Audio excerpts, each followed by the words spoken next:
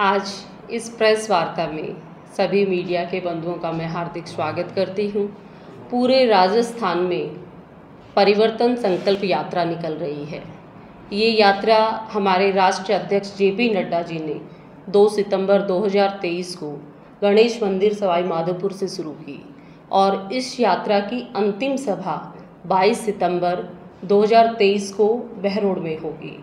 जिस तरह से पूरे राजस्थान में कांग्रेस का जो कुशासन है, जो जंगल राज है, भ्रष्टाचार है, उसके प्रति आम जनता में एक आक्रोश है।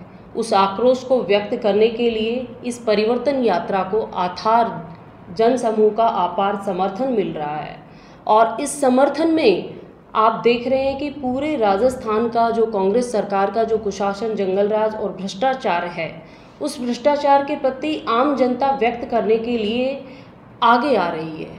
और आपने देखा है कि लगातार हमारी 2 सितंबर से जहां से भी यात्रा शुरू हुई, 200 विधानसभाओं में इस यात्रा 22 सितंबर तक पहुंचेगी और हर विधानसभा से ढेर सारा जनता का आशीर्वाद और प्यार मिल रहा है।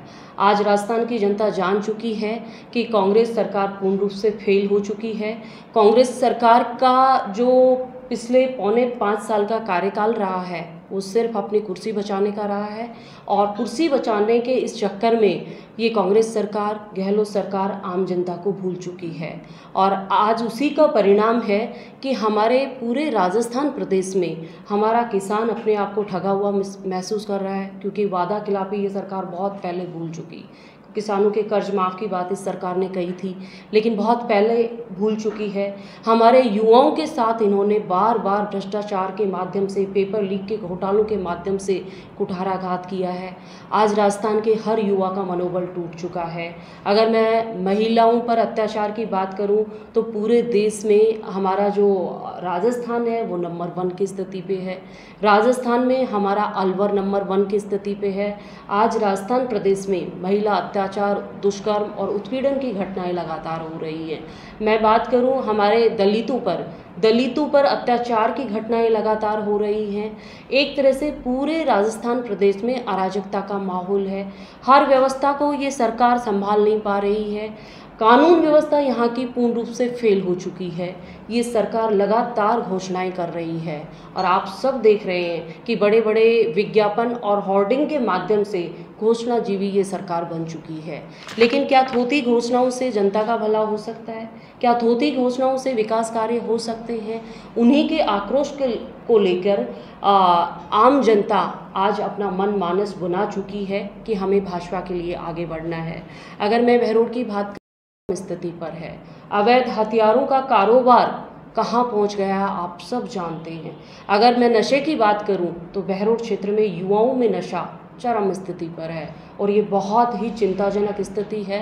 नशे में सूखा नशा इस क्षेत्र में आ चुका। आप सबको विदित है कि कुछ समय पहले आपने पंजाब की स्थिति देखी थी और एक मूवी आई थी उड़ता पंजाब, उसमें युवाओं में नशे को दिखाया गया था।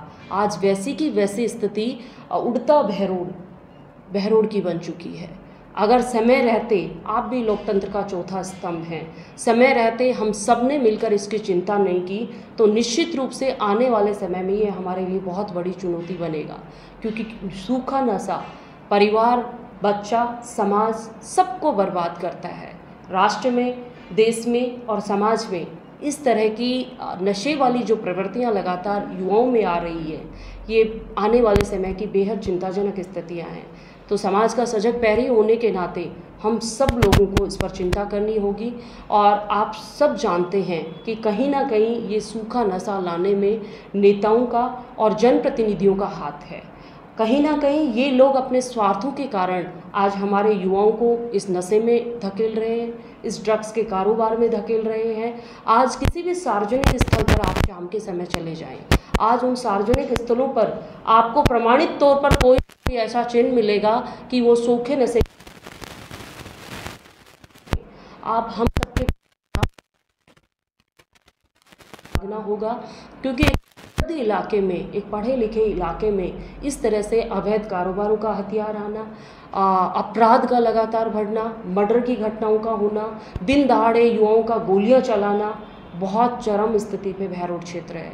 तो तो इस आने वाले समय में हम सब लोगों को एकजुटता दिखानी होगी, इन घटनाओं को उजागर भी करना होगा और हमारे बहरोड की भी जो पुलिस व्यवस्था है वो इन सारे अपराधों पर या इस नशे पर अंकुश लगाने में नाकाम है, क्योंकि पुलिस और प्रशासनिक व्यवस्थाएं जब कमज़ोर होती हैं तो क्षेत्र किस हाल में पहुंचता है वो आप सब देख रहे हैं। आज बहरोड की नहीं पूरे राजस्थान की कानून व्यवस्था पूर्ण रूप से फेल हुई, आप सबको जानकारी है।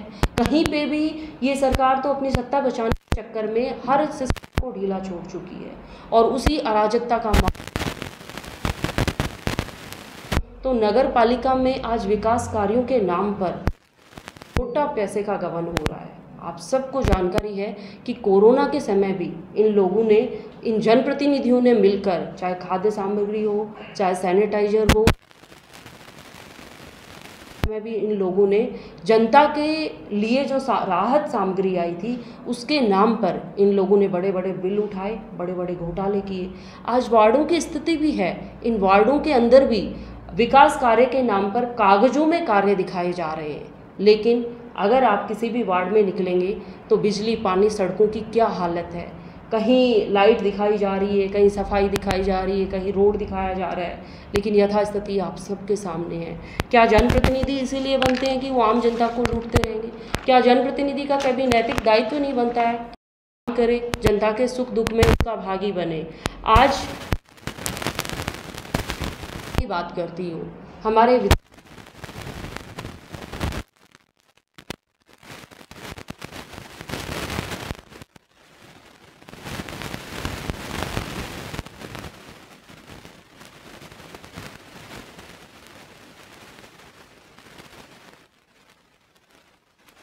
हुआ है कि युवाओं को रोजगार मिला। उस समय उनका कमिटमेंट था कि मैं युवाओं को रोजगार के माध्यम से इस बेरोजगारी को ख़त्म करूंगा, लेकिन मैं कहीं पे भी निकलती हूँ चर्चा होती है हर बेरोजगार है, पूरे राजस्थान का युवा बेरोजगार। पानी हमारा, संसाधन हमारे, ज़मीनें हमारी और हमारा युवा आज भी अपने आप को ठगा हुआ महसूस कर रहा है। आज ये सरकार वादा किया था सरकार आने से पहले कि 3500 रुपये रोजगार भत्ता देंगे, लेकिन आज युवाओं को रोजगार भत्ता मिला। आप सब, हम जब पूछते हैं तो शायद हमारे क्षेत्र का कोई युवा ये नहीं कहता कि मुझे रोजगार भत्ता मिला, और अगर इन्होंने दिलाया है, रोजगार दिलाया है, रोजगार भत्ता दिलाया है, तो अब तो चुनाव बहुत नज़दीक आ गया। ये दिखाएं, ये आंकड़ों के साथ बात करें, ये तथ्यों के साथ बात करें। आज बहरोड में विकास के नाम पर सिर्फ और सिर्फ विजन बने हैं। आज धरातल पर बहरोड में कितना विकास हुआ, बिजली, पानी, सड़कों की क्या हालत है, शिक्षा, स्वास्थ्य सुविधाओं की क्या हालत है। हर एक घोषणा हुई, चाहे वो चिकित्सा के क्षेत्र में हुई हो, चाहे वो शिक्षा के क्षेत्र में हुई हो, लेकिन घोषणाओं मात्र से आम जनता का लाभ नहीं हो सकता। घोषणाओं से सरकारें और विकास कार्यों का जनता को लाभ नहीं मिल पाएगा। घोषणाओं से आगे निकलना होगा, और घोषणाओं से आगे निकलकर, क्योंकि जनप्रतिनिधि तो इसीलिए चुना जाता है कि वो जनता के प्रति समर्पित रहे, जनता के लिए काम करे, भ्रष्टाचार पर अंकुश लगाए। लेकिन आज भ्रष्टाचार की बहरोड में क्या स्थिति?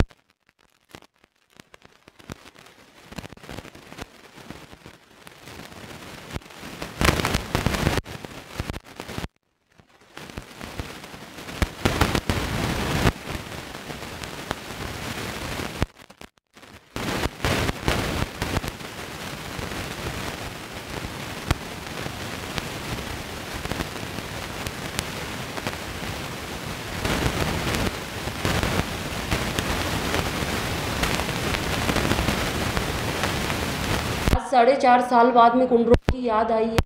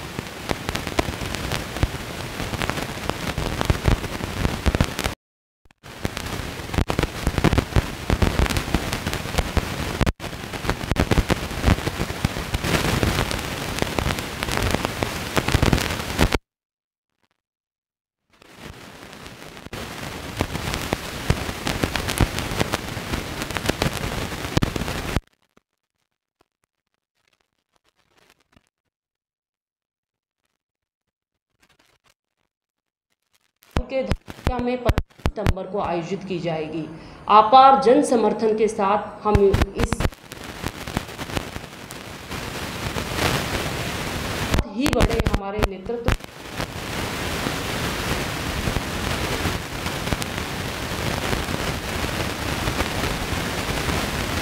के आगाज में हर जन इसका साक्षी बनेगा। आप सभी यहाँ आए उसके